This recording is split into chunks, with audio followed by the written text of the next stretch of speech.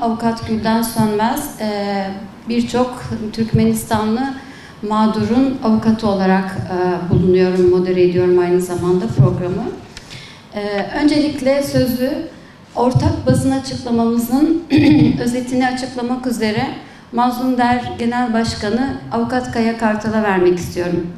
Devletlerin politikaları ya da aralarındaki çatışma ve savaşlar sebebiyle yeryüzünün dört bir yanında yaşanan insani dramlar ve mülteci krizleri zamanla daha da derinleşmektedir. Kimi devletlerin sistematik insan hakları ihlali üreten kötü yönetimleri kendi vatandaşlarını sınırlarının dışına iterken, kimi savaş ve krizler de tekrar dönülemez hale getirmektedir. Türkmenistanlıların yaşadığı kriz ise belki de son zamanlarda ve özellikle pandemi döneminde mülteci ve göçmenlerin yaşadığı en dramatik krizlerden birisidir. Türkmenbaşı olarak anılan Niyazov'un ölümünden sonra Şubat 2007'de devlet başkanı olan Berdimuhamedov 2012 ve 2017'de başkanlığa devam etmiş. 12 Mart 2022 tarihinde erken başkanlık seçimi yapılarak oğlu Serdar Berdimuhamedov göreve başlamıştır. Genç bir devlet olan Türkmenistan, sahip olduğu zengin doğal gaz rezervlerine dayalı ekonomi ile son yıllarda istikrarlı ve yüksek bir büyüme trendi yakalamıştır. Buna karşın ülkedeki insan hakları ve özgürlüklere dair sorunlar, farklı düşünen siyasi ve sosyal kişi ve grupların yaşadığı problemler, baskılar, gelir dağılımındaki uçurum eşitsizliği, yoksulluk ve işsizlik Türkmenistan'daki Türkmenlerin ülkelerini terk etmelerine yol açmış. Türkiye'de bu şekilde çok yoğun bir Türkmenistanlı göçmen ve sığınmacının varlığını doğurmuştur. Türkmenistan yaklaşık 30 yıldır dünyadaki en baskıcı, en kapalı ülkelerden birisi olarak maalesef tarif edilmektedir. Başkan Niyazov'un yönetimi sırasında kök salan sistematik insan hakları ihlalleri sonrasındaki süreçlerde de devam etmiş. Türkmenistan çeşitli uluslararası gözlemcilere fiilen kapatılmış, insan hakları alanında çalışma yapan kurumların, kişilerin çalışmalarına engellemeler koymuş ve Birleşmiş Milletler tarafından kurulan resmi ve sivil gözlem heyetlerinin ziyaretlerini de engellemiştir bugüne kadar. Sesini yükseltmeye çalışan Türkmenistanlılar çeşitli ihlallere maruz kalmaktadır. Burada tacizden tutun fiziksel saldırılara, keyfi yargılamalara ve hapis cezalarına, yargısız infazlara varan bir dizi ihlalden bahsediyoruz. Bunlar özellikle siyasi kişiliklere karşı, siyasi muhaliflere karşı, dindar kişiliklere karşı olarak yoğun bir şekilde devam ettirilmektedir. Ve son yıllarda endişe verici bir şekilde yükselen ırkçı ve nefret içerici, baskıcı politikaların son bulmasını, adalet ve özgürlüğün hakim olmasını temenni ediyoruz. Türkiye'de ve uluslararası arenada birçok ulustan ülkemize sığınmış ve dünya üzerine göç etmiş kişilerin haklarıyla ilgili hizmet etmeye çalışıyoruz derneğimiz. Ve Türkmenistan'da derneğimize gelen başvurularda hatırı sayılır bir sayı var ve gittikçe yükselen bir sayı var. Dolayısıyla orada yaşananlarla ilgili bizim gördüğümüz husus şu: son pandemi sürecinde geçici de olsa bir çözüm yolu bulunmuşken artık pandemi sonrasında alınan kararlarla en azından Türkiye'deki Türkmenistan vatandaşlarının insani ikamet, uluslararası koruma gibi statülerinde artık İçişleri Bakanlığı özelinde alınması gereken tedbirlerin veya inisiyatiflerin olması gerektiğini düşünüyoruz. Bu anlamda biz başta İçişleri Bakanlığı olmak üzere Göç Müdürlüğü'yle burada yaşayan vatandaşların mağduriyetinin giderilmesi, sağlık haklarından faydalanabilmesi, çocukların eğitim haklarından faydalanabilmesi, çalışma hayatında haklarını daha rahat kullanabilmeleri için önlemler alması gerektiğinin altını çizmek istiyorum hak temelli bir dernek olarak. Yine Dışişleri Bakanlığı nezdinde de bu tür gerekli bürokrasi çalışmalarının yapılarak, oradaki problemlerinin giderilerek insanların kendi ülkelerine gitmelerinin sağlanması gerekir.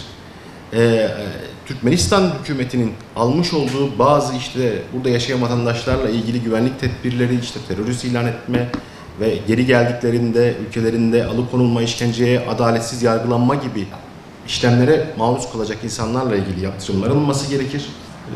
Özellikle birçok göçmeni barındıran ülkemizde Suriye'de bile insanlar cenazelerini götürebiliyor iken Türkmenistanlı kardeşlerimizin cenazelerini bile götürememesi gerçekten tam anlamıyla bir facia. Bu konuda sivil toplum örgütleriyle Hukukçular Derneği olarak bu konunun kamuoyuna daha fazla dile getirilmesiyle ilgili her türlü desteği, çabayı göstereceğiz. Türkmenistan'ın bir diktatörlük olduğu biliniyor. Yani Kuzey Kore'ye benzeyen bir yapı var karşımızda maalesef. Çok da garip, yani dünyanın en zengin doğalgaz kaynaklarına sahip ülkelerin ilk sıralarında Türkmenistan ama buradaki Türkmen kardeşlerimize görüyoruz işte. Restoranlarda bulaşıkçı olarak, ev temizliği ve işte evlerde bakım yapmak için de Türkmenistan'la ailelerini bırakıp buralara gelip buralarda çalışmak zorunda kalıyorlar. Üstelik de sadece bu eziyetler değil, bir de ailelerden koparılma ve değişik baskılarla da yüz yüzedir. O noktada özellikle Türkiye'deki Türkmen mültecilerin, Türkmen göçmenlerin başta olmak üzere bütün Türkmen halkının yaşadığı sıkıntılarla alakalı olarak bizim hasreten Türkiye kamuoyu olarak daha dikkatli ve daha duyarlı olmamız gerektiğini vurgulamak istiyorum. Bugüne kadar bizler de bu konuyla ilgili maalesef ihmal ettik. Onu da bir öz eleştiri olarak ifade edeyim. Bu konuyu daha fazla gündeme getirmeliyiz. Ve hasreten de Türkiye Dışişleri Bakanlığı'nın bu konuda göreve çağırıyoruz. Türkiye'nin Türkmenistan'la ilişkileri iyi. İnanıyoruz ki Türkiye'de bu konuda ortaya konulacak resmi anlamdaki tepkileri Türkmenistan devleti dikkate alacaktır. Yani burada iki bir boyut var. Bu ülkede yaşayan Türkmen kardeşlerimizin, Türkmen göçmenlerin yaşadığı sıkıntılara Türkiye Dışişleri Bakanlığı'nın kulak tıkaması kabul edilebilir bir şey değil. Bizzat gözlerimizin önünde cereyan eden bu zulümlere karşı öncelikle Türkiye hükümetinin de sorumlu olduğunu altını çizmek istiyorum. İkinci olarak doğrudan gerek buradaki Türkmen vatandaşların, gerek Türkmenistan'daki halkın yaşadığı sıkıntılarla alakalı olarak yani dünyanın artık bir küresel bir köy olduğu sürekli söyleniyor. Türkiye Dışişleri Bakanlığı, Türkiye Cumhuriyeti'nin, Türkiye Devleti'nin daha fazla görmezden gelmemesi gerektiğini, burada yaşanan sıkıntılara iyi ilişkilere sahip olduğu bir ülke konusunda bir görevinin olduğunu, borcunun olduğunu, buradaki halkın yaşadığı sıkıntılara karşı Türkmen Devleti'ne dönük tepkileri resmi olarak uluslararası düzeyde dile getirmesini bekliyoruz. Böyle bir günde Türkmenistan'daki kardeşlerimizin sesini hem Türkiye'ye hem Türkiye'deki yetkililere hem de Türkmenistan'daki devlet yetkililerine duyurulması açısından bir fırsat verdi bize. Bizler sivil toplum kuruluşu olarak dünyanın her yerinde sıkıntı yaşayan mazlumların, ihtiyaç sahiplerinin ve insani anlamda seslerini duyurmak isteyen insanların yaşadığı sıkıntıların anlatılması konusuyla çalışmalarımızı yürütüyoruz. Türkmenistan ülke dışındaki diğer ülkelerdeki sivil toplum kuruluşları başta Türkiye olmak üzere gerçekten Türkmenistan'daki problemleri daha bir yüksek sesle kamuoyuna duyurma hususunda birbirleriyle yardımlaşmalı, desteklemeli ve bu olay gündemde olmalı diye düşünüyorum. Bir de ciddi bir şekilde ülke içinde bu olayın gündeme gelmesinin yöntemleri kullanılmalı diye düşünüyorum. Devletler arası ilişkilerin yöneticiler safhasında ekonomik çıkarlar, siyasi konum alışlar münasebetiyle dostluk düzeyinde gidiyor olup olmaması, o ülkelerin birebir insanların haksız bir biçimde mağduriyete sebep olmasına göz yummayı gerektirmemeli.